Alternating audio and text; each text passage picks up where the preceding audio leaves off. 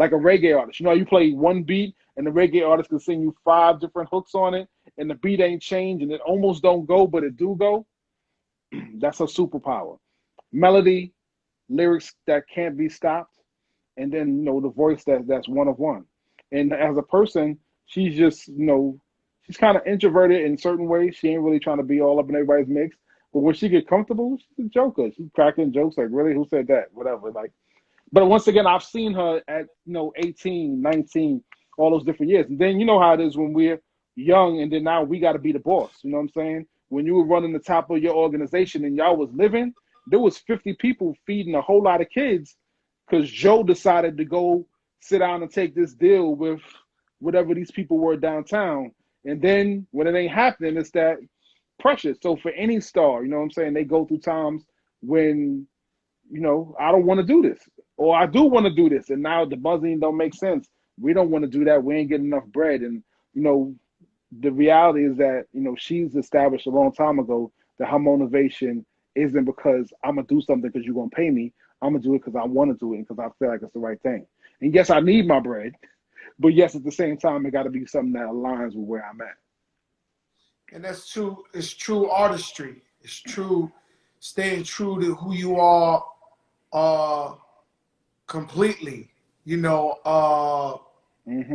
It's the artist.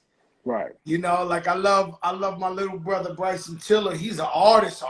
Like he won't even put a video out. He'll put an all black video if he feels like. He don't care. And that's being true to the art form and being true to yourself, because a lot of people get in this industry and they can get lost with what these so-called A&Rs think, or whatever these record labels are molding you to be. I love reggaeton, and I've always supported my brothers, my Latino brothers. But I remember when Craig Kelman came to me and was like, yo, I got $1 million for you to make a reggaeton album. I was like, yo, I'm digging into craze, B. Like, you know what I'm saying? Like, and easily somebody would be like, yo, let me take that mill and do that reggaeton album. Right. And there's no disrespect to them because I love my brothers and what they doing, but that just ain't Fat Joe. It ain't Fat Joe. I know you're a yard man ting. I got something, especially because of COVID. I live 5 minutes from Khaled. We do something called Breakfast at Khaled's every morning, right? And the man don't do nothing but play reggae all day. Like I'll tell you something.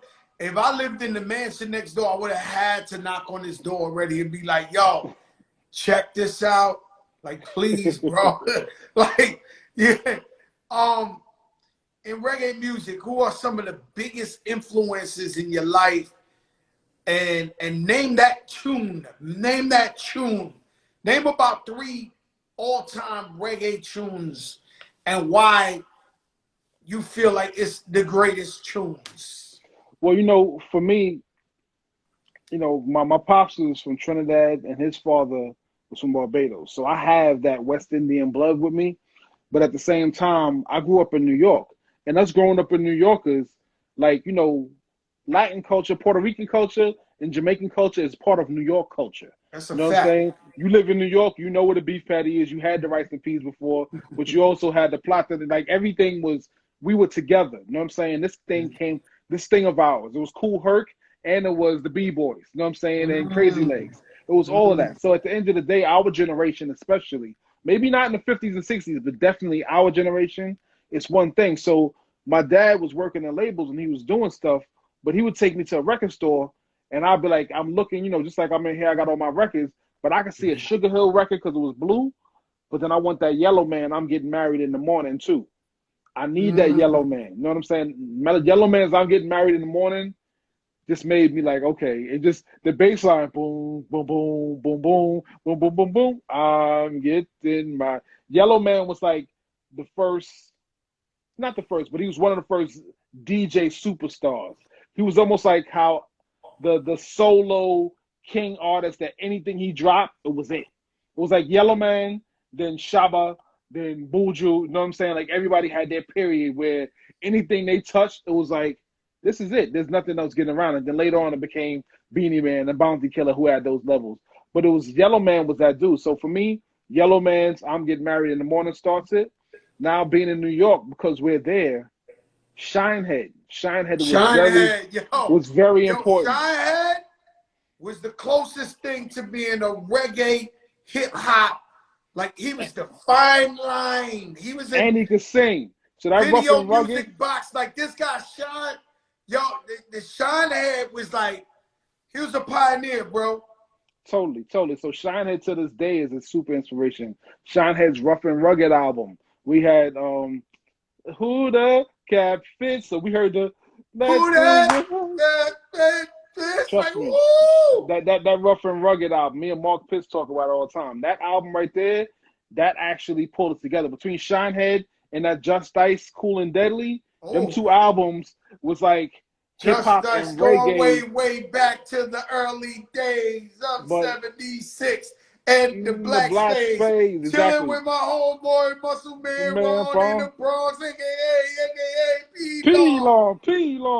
You know what I'm saying? With that, but then we had that lyrically licking on the other side. Just Ice is licking lyrics. You know what this, that? You know this, that? So Heavy D,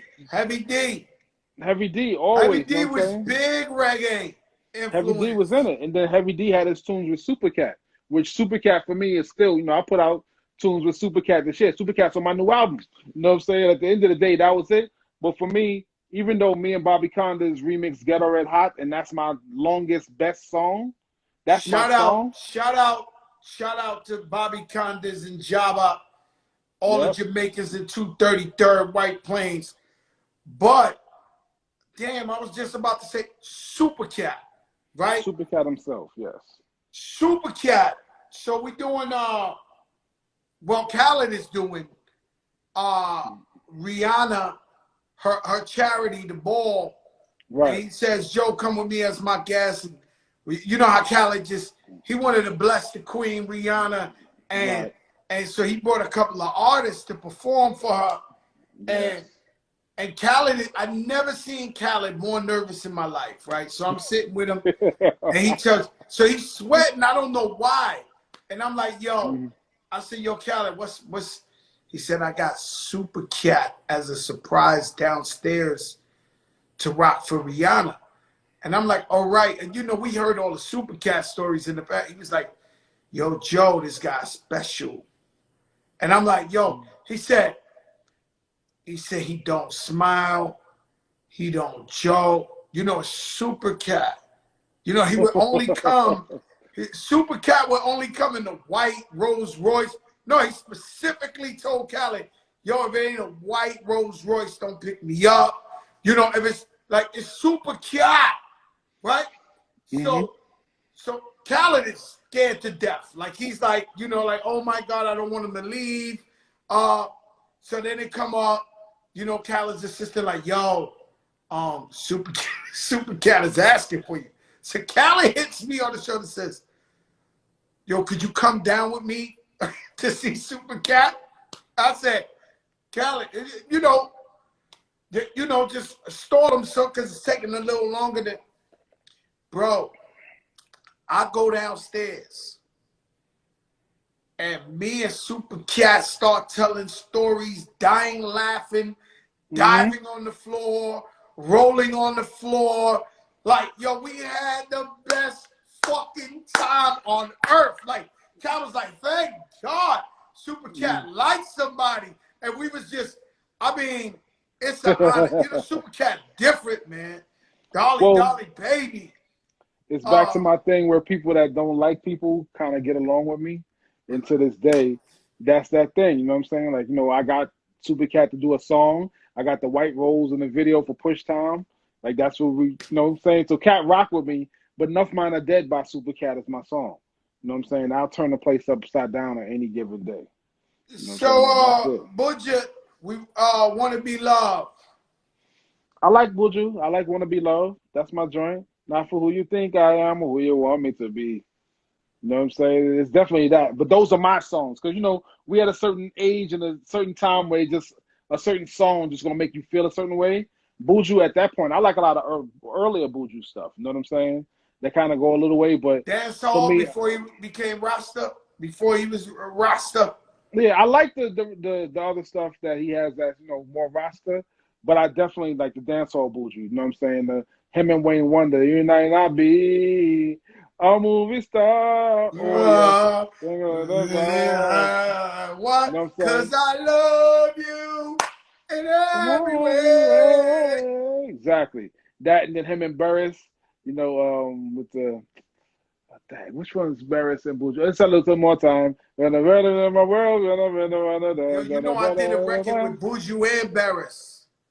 Me crazy. back in the day. I don't know if it was on my album or Buju's album, but it was a song with me, Buju, and Barris. And I got too much Buju story. We can't even go into that chamber because Gargamel. the Gargamel and me, it's too much, man. I don't know what I was speaking to him the other day on the phone. He was telling me, Buju scares me, man.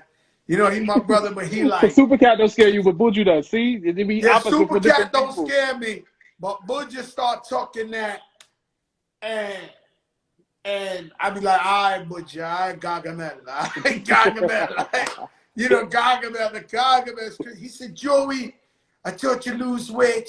You're getting fat again. I said, yo, Buju, why you say that? I'm good. You want me to eat yellowtail fish? Like, yo, Buju been telling me since day one, yo, keep eating fish. Stay away from the. Nah, Buju is a healthy dude. Let me tell you Yeah, something. definitely. Um, They get up and so work out early in the morning. tell me about the new album, cause we ain't even. You got so much history, Salam, in here. We just celebrate and we bring For people to the sure. light. And every night we just give people inspiration and we find a way to inspire the people going through too much with this COVID. They're going through too much. Jobs is Hmm. lost and everything. So we try to give them people that look like them and grew up like them that could Right, inspire them. So right. tell me about the new album. The new album is called Black on Purpose. You know what I'm saying? Mm, It's something that was inspired by this year, the energy of this year, the events of this year. You know, between March when the pandemic started, we both in the city. So at the end of the day, between March and May, I was sending condolences texts back to somebody every single day. Yo, it wasn't every day, my direct Salam. I people was on this show every day saying rest in peace to 4 different people. Every day. every day. So in my Every mind, day I was on this show. Yo, rest in peace, Marina. Rest in peace, this one, that one, the security guard, George. This shit was crazy, bro. amazing that many people. And I was sitting there going, these people aren't getting funerals. We're not getting an opportunity to send off people the right way. So I was just like, you know what? This is a mass grief that I felt that my people were going through. And when I say my people, I just felt everyone was going through something and the city was feeling it. And I was just looking like, wow. And then, that last weekend when I had to do that was Mother's Day weekend when Andre passed on Friday, Little Richard passed on Saturday, and Betty Wright passed on Sunday. Mm. On Sunday was Mother's Day. And then, you've been to Miami like me, so you already know Betty Wright's been like a mom figure to me since I was down here. Oh Since I man, I moved love here, Betty Wright, man. you know what Miss I'm saying? Betty, She man. would God always bless be her. there. She would always be there. Up to the Super Bowl this year, I was like, I need a marching band because me and CeeLo, we trying to do something with it. She was out there finding marching band people for me. During the Super Bowl, I didn't even know she was that sick. She's like, I'm going to get up over here. My grandbaby's there. They with Beyonce now. It's down, but we going to get it done. Like, she was always here to help me do stuff. And, we first worked together on Josh Stone back in 2002. So it was always a thing. She Yeah, come yeah. by. And if I call her, like, no, Miss Betty, I need a kids choir, or if I need anything, I need some backgrounds. You know anybody? Well, send me the song. Let me listen to it. She do them vocals herself and send it right back. Like, that sound good? Tell me if you want me to change it. Like, she was just always on it with us. So that just took me out. And then that week I turned 48. So I'm like, yo, that's it. I'm out of 2020. I'm in year 48. It's a new day. And then Memorial Day, George Floyd. And that just tore me apart. I'd already seen Ahmaud Arbery, you know what I'm saying? And that already had me feeling uncomfortable running around my neighborhood with a mask on. We big dudes. So at the end of the day, I use my voice, I use my demeanor to let somebody know, like, hey, this ain't it. But guess what? I don't fit in handcuffs comfortably. Anybody trying to get me in handcuffs is going to say I'm resistant. You know what I'm saying? Do you have the extra seat belt for the plane extension for these? It's not going to happen. I'm not being apprehended, and it's not happening easy. So at the end of the day, you know, watching what happened with George Floyd and the disrespect of how boldly homeboy could just take his life and just look in the cameras that was rolling like, so what? It took a piece of me, and I recorded a bunch of videos. I was going to put the videos online and be like, yo, hey, this is how I feel. Because as you said, I'm cool. I'm in the corner. I got corporate jobs and can do what I got to do. People see me calm and collective. And I was thinking maybe if somebody saw that they pissed me off now, then they might understand how sensitive it is. But then I decided, you know what? I'm not going to let anybody see me flinch like that. I'm going to use my strongest voice. And my strongest voice is music. You know what I'm saying? So people have been quoting me because I've been saying, like, look, at the end of the day, I tell artists all the time, well, that's how you feel. We'll put it in a song. It's going to last longer than your feelings. Let's keep this moving. You know what I'm saying? And as we keep it going, so then I decided I was talking to Black Thought during the pandemic. I've been getting everybody set up at home in their studio. So Case, Bilal, Jennifer Hudson, everybody was like, dang, what mic to get? And I'm texting everybody what to do. And they started, you know, we're going to create some stuff. We ain't locked in the crib, but let's finish. Miguel went back to his studio in his house, had it all set up. We all like, let's record. But trust me, that event broke so many people's spirit. And then I'm sitting there going, you know, this is mental. Like, you know, physically the COVID ain't getting me. I ain't been out the crib. You know, the racism can't physically touch me from where I'm sitting in the house, but it did, because if one of us are going through something, we're all going through something. And that's the way I felt. If one of us is going through COVID, okay, and it's hitting our community, then we got to feel it when we have no heart. We have to see what's going on and understand what they're going through. And I felt the same way now. So I decided to make Black on Purpose as an intentionally Black record that just showed how I felt. Because me being a big Black man, it reminded me of every time I was pulled over when I was executive vice president of Sony, sitting at the top floor reporting to Doug Morris, but I'm still getting pulled over driving from Dumbo into the city. And I still got to be looking like, hello, sir, giving him my card along with my license, just so you realize I'm no knucklehead. I'm only in a Denali. It ain't like I got the souped out Maybach or something, but I'm still getting this pressure. I still thought about all the times I had to make myself small. And then I was just like, dang, what am I doing? I'm taking money to be in part of a system that still would squash my neck if they had the opportunity to. So for that, I recorded Is It Because I'm Black? You know what I'm saying? And I put Anthony Hamilton and Stephen Marley and CeeLo and Selena Johnson, the original singer, Still Johnson's father, and Black Thought sang on it. And then I said, you know what? Me and CeeLo at Cut Say It Loud, I'm Black and I'm Proud. We put that out in February. So I was like, I'm going to stack up this album to be two things. Number one, a speech of solidarity. You know what I'm saying? And that's what my Malcolm X intro starts with. You know, until it's understood that no judge or no court and anything is going to change anything. So you understand that if you mess with one of us, you mess with all of us. You know, it's that Sadat X. If my crew don't get in, then I'm out of here.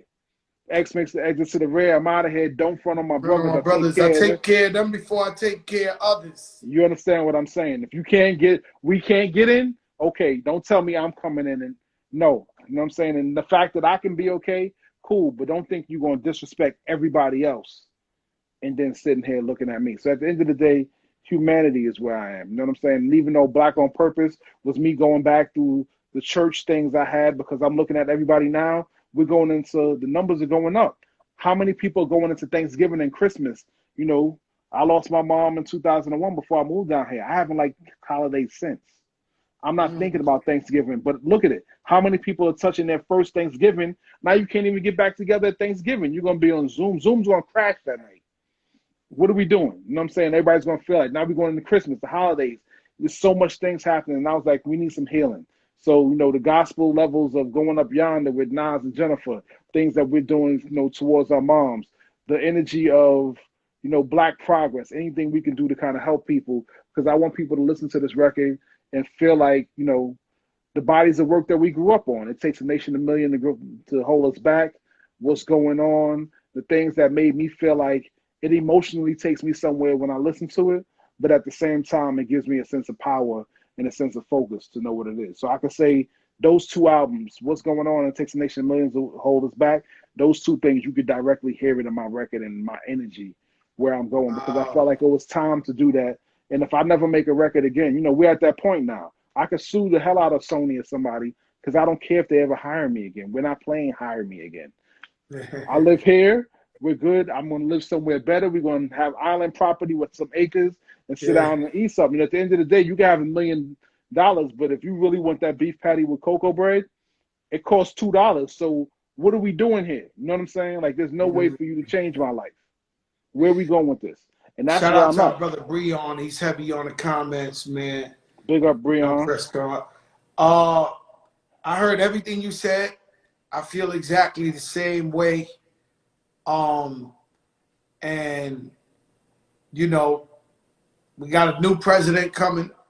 We got a new sister in the White House.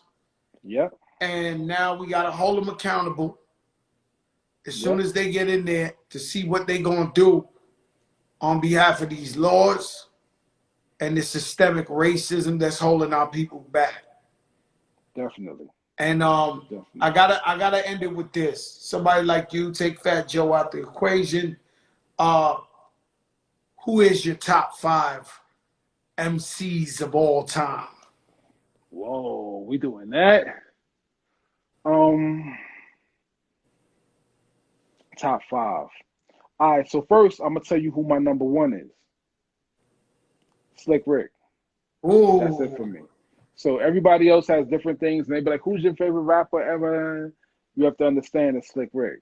You know what I'm saying? Since the first time I got to know, my dad was one of the first people to take, my first person to take Dougie Fresh to the studio. He made a record with Dougie Fresh, Spivey, and Spoonie G, all for the Pastor Dutchie called Pastor Buddha. But when we got around to get to Dougie with Rick, I was in awe. I was like, 12, 13 years old. I'm watching them. The show was popping. We're in Landover, Maryland. I'm a Slick Rick fanatic. I know every word and how he did it. That's the energy I like. That's, his blend of the reggae energy, which I didn't even realize was some Yellow Man in the Slick Rick. But Slick Rick, number 1. Number 2, I'm going to just put it out there easy. I ain't even say he's number 2, but now everybody else is in. Rakim, Kane, Nasir, KRS-One. I'm old school. That's a mean starting 5. I'll tell you my Slick Rick story. When I was a young kid, I bumped heads with my father. So I left my mother's house and I was 14. And so the next day I started hustling, right? And even though I was acting tough, and I probably was the toughest guy in my age group, my class, the class of most likely not to succeed, but I was renting this crackhead hotel by Crotona Avenue by Dodge High School. So I would go up there every night, pay $30 to spend the night. But this is a bummy hotel. Like they was shooting heroin in there, smoking crack in there. They was busting people's heads open with bottles, all type of shit out there. So I was really scared. And the only way I made it through the nights was I would play Slick Rick shit on repeat in my Walkman, and that was the only way I could sleep, was just listening to Slick Rick songs back to back to back to back to back to back. And I knew every Slick Rick song, like, I tried, I love Slick Rick. I had the honor this year to take him to dinner for his birthday. So his wife said, Joe, he don't rock with nobody like that. We'll allow you to take Rick to dinner for his birthday. Shout out Jimmy's Cafe, Accra.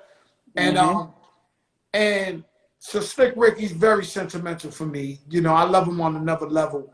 So I get what you're saying. And yo, Salam, thank you so much. Tell them what's the name of the album again. It's called Black on Purpose. It's available everywhere now. All the videos is on my page. Everything's out here. It's just Black on Purpose. That's what we're rolling with. We love you, my brother. I wanted to ask you, because I know you're best friends with Angie Martinez, my girl. I almost left. How do you become so tight with Angie? Well, basically what happened was me and Flex, actually. So my pops used to manage Chuck Chill Out. Chuck Chill Out, when they had Chuck Chill Out and Cool J, and masters of the rhythm, and if rhythm is a master, I'm a slave, and all that stuff. I'm large. My pops was the dude in the video. The Agents of Ill have kidnapped Dapper Dan and all that stuff. So when I got out of high school, when I came to the city to live, Chuck Chillout was living at one end of the hall. We had a studio in the middle, and then I was at the other end. Classic Concepts was now in the building with us. So when Classic Concepts is in the building with us, hip hop is there. I'm going to the LaGuardia community, hip hop's in the building. So Flex starts driving Chuck Chillout wherever he needs to go. So me and Flex come up together underneath Chuck. I'm carrying crates, I'm doing whatever it is. And then now Flex becomes Funkmaster Flex is on the 1 and 2s because Chuck Chillout's on the mic. Cool. So then now when Flex finally gets the chance to go to Hot 97, when we were always together, he was like, yo, come to the radio station with me. Because, I just need somebody else that knows me to listen to, what I'm saying? Like, at that time, I was still Baltazar and Speedy, and they were still transitioning from the old Hot 103 into Hot 97. So what ends up happening is that I'm there, but Flex is like, I'm writing down the songs, and I'm still producing. I got records going at that time, but I'm still like, all right, Friday nights, I write down the records with Flex. I open the door. I'm pretty much an intern. You know what I'm saying? I'm producing the show, but I'm an intern. And then Angie now starts, coming from the board. She was on the promotion team, and now she's the board op for Flex. So the beginning of Hot 97 really getting into the hip hop space. Flex is on the turntables. Angie's now becoming the person that runs the board.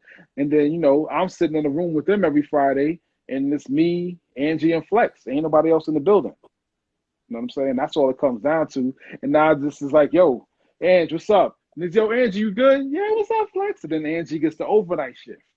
So then when Angie gets the overnight shift, she's calling me like, yo, what to do? This, that, and the third. And then, I'm giving both of them ideas. She wants to do the Battle of the Beats. And then we come up with this idea. And then I get Lauryn Hill to do It's the Battle of the Beats, Beats off the Nappy Head. So that whole time, I'm in Hot 97 every Friday. Flex is doing what he's doing. I was already with him in the clubs in Red Zone. I was already with him in clubs at the Muse, like I said, when I saw you at home base. So I'm seeing what everybody needs on the DJ level, but I'm also making the records for it. You know what I'm saying? So that's when my 92, 93, when we were at BLS, I was with Condas. We're doing that. So I'm in the booth and at the station with Flex and with Bobby. And I'm looking at the crowd, and I know how to read the crowd, so I know how to make records for the crowd. So that's how I can still make club records and never go out, because I know exactly what it is. Shout out to my brother Prince Marky D on the check-in. My pops actually used to produce the Fat Boys too. Big up Marky D. Your father produced the Fat Boys? Yeah, he produced Falling in Love and a couple other joints, yeah. So I had a Fat Boys jacket in high school. Who produced Fat Boy? I believe that was either Davey D or Curtis Blow, one of them. Jesus Christ, Fat. Every jam I went to, block party, had that shit banging off the walls. That was the first record I ever heard in every single jam. Was Fat Boy. My jam from them on that album was Jailhouse Rock. That bass line still drives me crazy. Boom, boom, boom, boom, boom, boom. With Marky's verse on there, woo! That was my jam. Jailhouse Rock. I gotta get Prince Marky D up here one of these days soon too. Living legend, we gotta address him the proper way. Yo, thank you so much, my brother. God bless you, Salam. Thank you, Joe. Thanks for having me. We here. You are a musical treasure. You are a genius. You're culturally wealthy. That's all we need, brother. That's all we need. If we got that, what else we need? The living legend, he says, all you can eat. That's a barrel. That's a barrel of crazy. All you can eat. Larry Smith did Fat Boys. Exactly. Big up Larry Smith. Prince Marky D did. Yo, my brother, God bless you, man. For sure. You already know what it is. Thank you for coming on here. All the time. I'm work on that Fuji Live for me 2020. I'm going to play it live, and it's going to sound crazy. I got you. I need it. I need it. Thank you, my brother. God bless. All right, bro. All right. Good night. And you don't know who I know. You didn't even know you knew him. The man been making you hits in every genre. He been keeping it hot forever. Shout out to Funkmaster Flex. who started with my man Salam Remy, Funk Master Flex. Fat Joe's career would have never gotten to the point it was or is if it wasn't for Funk Master Flex breaking all my music, supporting me since day one. Let me see how this is going down. Let me see something.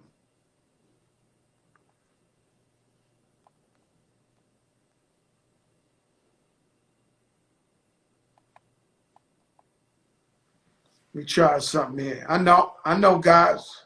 We're going to try something new. What you want to do, we're going to try something new. Shh. Man, oh, man. Man, oh, man, boy, so much. You guys gained so much knowledge today. Me too. I'm trying to reach out to Man,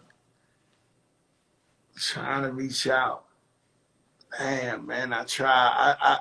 I was supposed to have a special one come up right after Salam, and but she probably waited too long, man.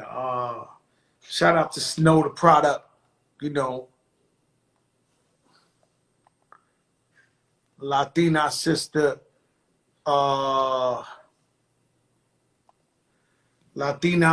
doing her thing in this rap shit, legend, keeping it real. I guess we'll catch up with her another time. It's almost time. Okay, so what I'm gonna do is I'm gonna cut off this interview because this is too much of valuable content, and then I'm gonna turn it right back on, and we're gonna go on with Ted Smooth. So I don't lose it, because once Ted start jamming, they front on me and they don't let me put it up. So what I'm gonna do is I'm gonna post this and come back on in 1 second. Wild Cherry Pepsi Fridays. Wild Cherry Pepsi Fridays. Let's go.